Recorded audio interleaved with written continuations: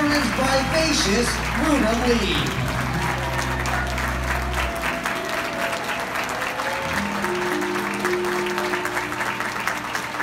Thank you so much for that delicious welcome. It is always so good to be with show business trash. And we are the best of the trash. We make the whole world happy, and I just thank God that we're given the opportunity to do that. I stood on this very stage about 25 years ago to present my best buddy when she was the Gypsy honoree that year. So it's with a lump in my throat and a lump in my heart that I talk about my best friend, Debbie Reynolds. She was born Mary Frances Reynolds of a railroading daddy and a darling housewife mother in El Paso, Texas. And they came to Burbank when she was about 7 years old, and she dreamed of being a gym teacher. Okay, at 16, she entered the Miss Burbank Beauty Contest. And the only reason she entered it is because she wanted the bathing suit that they were offering all the contestants. Well, she won more than the bathing suit, because I think some of us are old enough to remember a wonderful gentleman who headed up talent for Warner Brothers, Solly Baiano. And he was very impressed with Debbie's fabulous rendition of Betty Hutton, her favorite. And long story short, a Warner Brothers contract was due and came.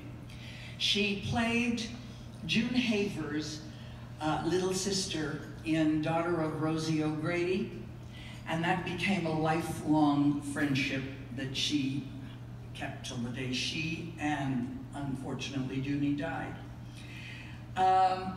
She was picked up by MGM next, where she played everybody's little sister until at age 19, she was given a role that made her a leading lady and a star. Now look, she had great natural gifts, everybody, we know that. But way beyond the natural gifts, it was her work ethic and her countless hours of rehearsing, perfecting numbers, often with bloody feet, I think we've all been there, that proved that she could hold her own with fabulous Gene Kelly and Donald O'Connor. Now, fortune smiled on her in many ways. She got great parts from them, wonderful roles, but not necessarily in her personal life. She had 3 husbands. One of them put her and her beloved children, America's sweetheart and her children, in front stage, I should say, of the biggest Hollywood scandal of the 20th century. The second husband gambled away his sizable fortune and her somewhat fortune, and left her many, many millions in debt. She tap danced her ass off to pay back those debts.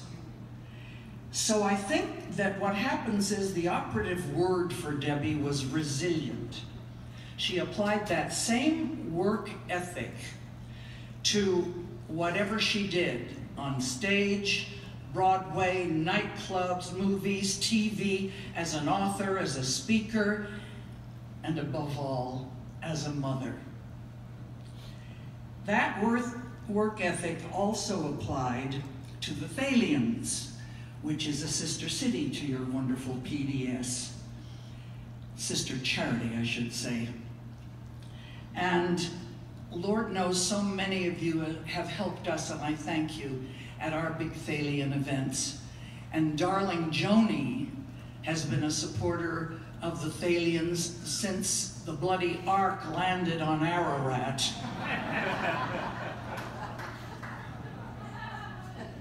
Both Debbie and Carrie were very, very pleased that Hollywood for mental health, after 50 years of service to pediatric and geriatric patients, refocused its emphasis and its drive on our returning veterans by joining Operation Mend at UCLA. Operation Mend heals the broken bodies of our returning vets, and we Thalians try to heal the broken mind and spirit.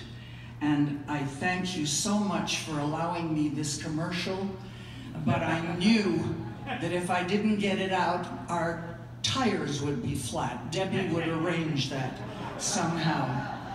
So without further ado, I thank you for doing what you do, my darling people, and Lee Hale walks on water as far as I'm concerned. And so Lee Hale, take it away with Debbie, please.